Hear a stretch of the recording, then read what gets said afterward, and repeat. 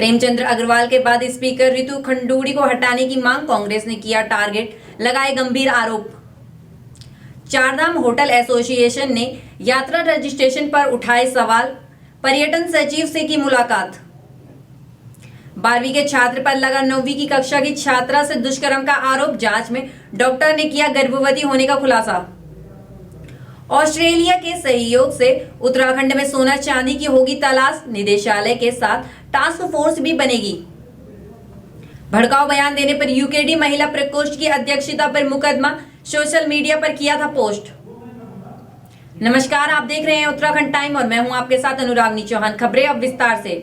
प्रेमचंद्र अग्रवाल का विवादित बयान, उनके इस्तीफे के बाद भी बीजेपी का पीछा नहीं छोड़ रहा है। प्रेमचंद्र अग्रवाल के इस्तीफे के बाद बीजेपी डैमेज कंट्रोल करने में लगी हुई है। वहीं विपक्षी दल कांग्रेस लगातार सरकार पर हमलावर होता दिखाई दे रहा है। इसी मसले पर बीते शुक्रवार 21 मार्च को नेता प्रतिपक्ष यशपाल आर्य और पूर्व विधानसभा स्पीकर गोविंद सिंह कुजवाल ने कांग्रेस प्रदेश मुख्यालय देहरादून में प्रेस कॉन्फ्रेंस में विधानसभा अध्यक्ष रितु खंडूड़ी के इस्तीफे के साथ बीजेपी प्रदेश अध्यक्ष महेंद्र भट्ट पर कार्यवाही की।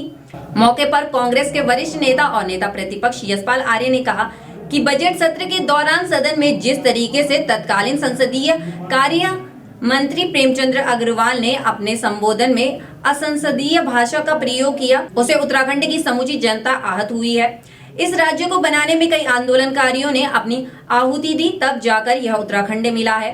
यशपाल आर्य का यह भी कहना है कि कांग्रेस ने हमेशा इस बात पर बल दिया है कि राज्य में सबका अधिकार है, लेकिन बजट सत्र के दौरान प्रेमचंद्र अग्रवाल ने जिस भाषा का प्रयोग किया उसकी सबने निंदा की है। विधानसभा अध्यक्ष रितु खंडूड़ी को तत्काल प्रेमचंद्र अग्रवाल पर कार्यवाही करनी चाहिए और उनके बयान को विधानसभा के रिकॉर्ड से निकालने के आदेश देने चाहिए था।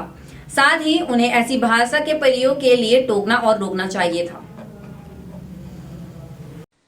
देखिए, ऐसा है, मैं उत्तराखंड के परिप्रेक्ष्य में बात करना चाहूंगी। मेरा जो स्पीकर का रोल होता है, स्पीकर का जो कार्य होता है, वो सदन की गरिमा रखना है, सदन को डिसिप्लिन्ड तरीके, अनुशासित तरीके से चलाने का कार्य है और वो मैं उस दायित्व को पूरी तरह से निभाने का प्रयास करती हूँ। और उस दिन भी मैं वही प्रयास कर रही थी कि सदन की गरिमा, क्योंकि हमें केवल उत्तराखंड नहीं, भारत नहीं, पूरे देश विदेश में देखा जाता है और बहुत हमें ध्यान रखना चाहिए कि हमारा आचरण कैसा है। उसके बाद ये कहा गया कि मैं खड़ी हो गई, मैं अग्रेसिव हो गई। स्पीकर का खड़ा होने का मतलब यही होता है, एक संदेश देने का प्रयास स्पीकर करता है कि जब स्पीकर खड़ा हो गया तो विधायक जो गण है वो बैठ जाए। यही एक संदेश होता है। और अगर आप पुरानी कार्रवाई उठा के देखेंगे, इसी तरह की चीज होती है कि जब स्पीकर खड़े होते हैं तो इसमें अग्रेसिवनेस की कोई बात ही नहीं थी। और ये भी कहा जा रहा है कि मैं देखिए सबको देती हूँ, पक्ष विपक्ष सब लोग बोलते हैं। और अगर उस सदन में 11-11 घंटे मैं बैठी हूँ, वो कोई रिकॉर्ड बनाने के लिए नहीं बैठी हूँ। जनता की बात ज्यादा से ज्यादा सदन में कही जाए, लोग जो वहां पे उनके प्रतिनिधि हैं ज्यादा से ज्यादा बात अपनी वहां पर कह पाएं, इसका मेरा प्रयास रहता है। उत्तराखंड में चारधाम यात्रा शुरू होने से पहले चारधाम होटल एसोसिएशन ने यात्रा के ऑनलाइन रजिस्ट्रेशन पर सवाल खड़े किए हैं।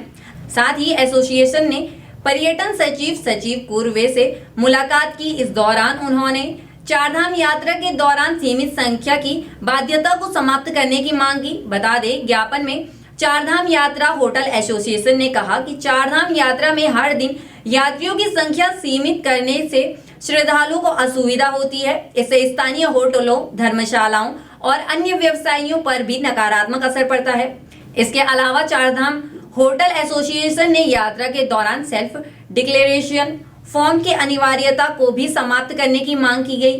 और ज्ञापन में होटल व्यापारियों का कहना है कि यात्रा पर आने वाले सभी यात्रियों के एडवांस बुकिंग नहीं होती है। अधिकांश श्रद्धालु और बुजुर्ग बिना होटल बुकिंग के यात्रा पर आते हैं। ऐसे में सेल्फ डिक्लेरेशन फॉर्म की बाध्यता यात्रियों और होटल व्यवसायियों के लिए परेशानी खड़ी करती है और इन पर विचार भी किया जाना चाहिए। पर्यटन सचिव से मुलाकात करने के बाद चारधाम होटल एसोसिएशन के पदाधिकारी ने बताया कि उनके द्वारा केवल पर्यटन सचिव को ही नहीं बल्कि मुख्यमंत्री और मुख्य सचिव को भी ज्ञापन सौंपा गया है और चारधाम यात्रा पर आने वाले कमर्शियल वाहन चालकों के लिए केवल एक बार ट्रेनिंग अनिवार्य होती है। हर बार ड्राइवर को ट्रेनिंग के लिए बाध्य नहीं किया जाना चाहिए। वहीं इसके अलावा ज्यादा यात्रा के दौरान आधार लिंक करने जैसे औपचारिकताओं से भी श्रद्धालुओं को यात्रा करने में जटिलता उत्पन्न होती है। इसको लेकर भी होटल व्यवसायियों का कहना है कि आधार कार्ड को यात्रा से लिंक करने से फ्रॉड की संभावनाएं रहती हैं और यह व्यवहारिक भी नहीं है। इसलिए चारधाम यात्रा रजिस्ट्रेशन में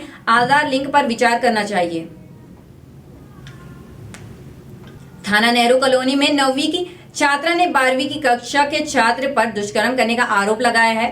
छात्रा की तबीयत खराब होने पर परिजन उसे इलाज के लिए डॉक्टर के पास ले गए, जहां जांच में छात्रा 6 महीने की गर्भवती निकली, जिसके बाद छात्रा के परिजनों ने आरोपी छात्र के खिलाफ पुलिस को तहरीर दी। तहरीर के आधार पर पुलिस ने आरोपी छात्र को हिरासत में लेकर किशोर न्यायालय में पेश करने के बाद बाल सुधार गृह हरिद्वार भेज दिया है। नेहरू कॉलोनी थाना प्रभारी संजीत कुमार ने बताया कि परिजनों ने पुलिस को शिकायत दर्ज कराई कि 15 वर्षीय किशोरी 9वीं कक्षा में पढ़ती है और उसी स्कूल में एक किशोर 12वीं कक्षा का छात्र है। दोनों में बातचीत होती थी और घर नजदीक होने के चलते एक साथ ही स्कूल भी जाया करते थे।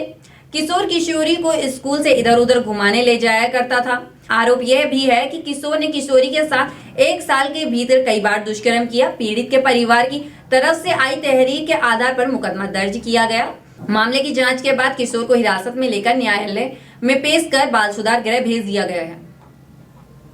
राज्य सरकार अब प्रदेश में सोना, चांदी, तांबा जैसे दुर्लभ धातुओं की भी तलाश करेगी।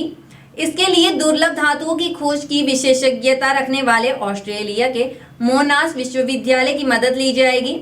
इसके लिए जल्द ही भूतत्व एवं खनिज विभाग, मोनाश विश्वविद्यालय और IIT रुड़की के बीच 3 पक्षीय समझौता ज्ञापन पर हस्ताक्षर होगा। दुर्लभ धातुओं की खोज व उत्खनन के लिए अलग निदेशालय बनाने की भी योजना है। इस काम के लिए एक टास्क फोर्स भी बनाई जाएगी। भूतत्व एवं खनिकर्म विभाग मुख्य रूप से रेत, बजरी, पत्थर आदि से राजस्व प्राप्त करता है। अब विभाग नए क्षेत्र में खनन के माध्यम से राजस्व जुटाने की योजना बना रहा है। इसी के तहत उत्तरकाशी में सिलिका खनन की योजना पर काम किया जा रहा है। अब धातु के अनुसंधान और खनन की भविष्य में संभावनाओं को लेकर कार्य किया जाएगा। इसे लेकर शासन स्तर पर बैठक भी हुई थी। इसमें शासन के अधिकारियों के अलावा IIT रुड़की, मोनाश विश्वविद्यालय, ऑस्ट्रेलिया के प्रतिनिधि शामिल हुए। बैठक में मुख्य सचिव ने विभाग को योजना पर तेजी से काम करने के निर्देश दिए थे। भूतत्व एवं खनिकर्म विभाग के महानिदेशक राजपाल लेखा कहते हैं कि क्रिटिकल मिनरल के तहत सोना, चांदी, तांबा जैसी धातुएं आते हैं। पहले चरण में यह खोज होगी कि राज्य में कहां-कहां पर कौन-कौन सी धातु है, फिर धातुओं का भंडार, उसको निकालने में आने वाले खर्चे का आकलन होगा, फिर खनन के लाइसेंस का पट्टा देने की प्रक्रिया होगी। राज्य में पिथौरागढ़ के अस्कोट में करीब 19 साल पहले सोना निकालने की संभावना को लेकर कार्य किया जा चुका है। इसके लिए पर्यावरण, वन एवं जलवायु परिवर्तन से मंजूरी मिलनी बाकी है। निदेशालय के साथ टास्क फोर्स बनेगी। राज्य में सोना, चांदी जैसी धातुओं की तलाश की योजना है। इसके लिए 3 संस्थाओं का MOU होगा। भविष्य में इन धातु के खनन से राजस्व में बढ़ोतरी होगी। इसके अलावा रोजगार भी बढ़ेगा। इस दिशा में काम किया जा रहा है। सोशल मीडिया पर भड़काऊ बयान देने के मामले में उत्तराखंड क्रांति दल की महिला प्रकोष्ठ की केंद्रीय अध्यक्ष मेजर सेवानिवृत्त संतोष भंडारी के खिलाफ 2 मुकदमे दर्ज हुए हैं। एक मुकदमा SO रायपुर और दूसरा अधिवक्ता अमित तोमर की शिकायत पर हुआ है। बता दें कि संतोष भंडारी का सोशल मीडिया पर एक वीडियो वायरल हुआ था। इसमें उन्होंने वैश्य समाज के खिलाफ अपमानजनक और हिंसक भाषा का प्रयोग किया। इस वीडियो का SO रायपुर प्रदीप नेगी ने संज्ञान लिया और थाना रायपुर में मुकदमा दर्ज कराया। वायरल वीडियो में संतोष भंडारी पहाड़ी और मैदानी समुदाय के बीच वैमनस फैलाने, बाहरी लोगों को खुशकी से मारने और व्यापारियों बहिष्कार करने जैसी बातें कहती नजर आ रही हैं। संतोष भंडारी के फेसबुक अकाउंट पर भड़काऊ टिप्पणी के आरोप में अधिवक्ता अमित तोमर ने भी DGP को तहरीर भेजी। इस पर शहर कोतवाली में मुकदमा दर्ज हुआ। शिकायत में अमित तोमर ने कहा कि उन्हें 19 मार्च की शाम एक दोस्त से यह वीडियो मिला था। उन्होंने आरोप लगाया कि वीडियो में संतोष भंडारी ने पहाड़ी और मैदानी नागरिकों के बीच नफरत फैलाने का कार्य किया और मैदानी व्यापारियों के खिलाफ हिंसक भड़काने वाले बयान दिए। एसपी सिटी प्रमोद कुमार ने बताया कि दोनों मामलों में जांच की जा रही है।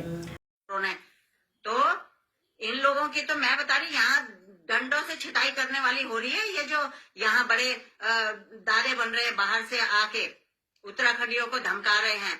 मैं तो कह रही सारे उत्तराखंडी एक हो जाओ, अपने घर में रखो सब लोग खुखरी, और खुखरी से काटो इनको। हमारा दाथड़ा चिन्ह, दाथड़ा जैसे घास काटता, जैसे हम बांझ लोन जाना सिरोखा अफुमो, और तब यूं की गर्दन ये नहीं काटना। मैं तो बोलूं छू कि तुम लोग थोड़ा सी अगर स्ट्रांग हो जाओ ना, तो यूं की हिम्मत नीचे के पहाड़ियों ते सुकानो की। पर इडियोगना चिन्ह गरीब लोग पहाड़ी यूं पर कोई एक नीचे, कोई कुछ नीचे, कोई यात चलूं, कोई ताते चलूं, तो तबे ते की वजह से ये आप लोगों पर टारगेट चिन्ह करना, गर्दन काटने के लिए। अगर इन्होंने किसी ने भी हमारे उत्तराखंडी भाई बहनों से पंगा लेने की कोशिश की, और डरना नहीं इनसे, मैं बता रही हूँ तुमको, बिल्कुल मत डरो इनसे। इनकी क्या औकात है? ये हमारे टुकड़ों में पड़ने वाले लोग साले, इनके तुम दुकानें से इनका सामान लेना बंद करो। सब गढ़वाली भाई अपनी अपनी सब्जियों की दुकानें खोलो, यहाँ राशन की दुकानें खोलो, और उनसे लो ये सारे पहाड़ी, उनसे सामान लो। ये बड़े यहाँ बनिए, हमारे को सिखाएंगे पहाड़ियों को, हैं? हमारे यहाँ पर आकर ये हमें बताएंगे पहाड़वाद हम इनको सिखाएंगे पहाड़वाद क्या होता है। ठीक है ना? यहाँ लाखों की संख्या में इधर सैनिक है, एक एक ने अपनी ऑफिशियल खुखरी निकाल दी ना, तो तुम तो यहाँ से भागते हुए नजर आओगे। तुम्हारे पास तो यहाँ हिम्मत नहीं होगी यहाँ से भागने की भी। ऐसे तुम्हारे को कचा देंगे हम। बहुत इन्होंने गंद मचा रखा है इस प्रदेश में, और ये सरकार तो बिल्कुल फेल है। उनकी ऐसी छितर परेड करना शुरू करो कि सारे के सारे बनिए यहाँ से भागते हुए नजर आएंगे। इनकी इतनी मजाल की यहाँ पे पूरा ऋषिकेश में ये हमारे लोगों की वजह से यहाँ पे 4 धाम यात्रा जब चलती है तब ये पैसा कमाते हैं। इनकी दुकानें तो बंद करवा दे हम दो दिन में यहाँ पर।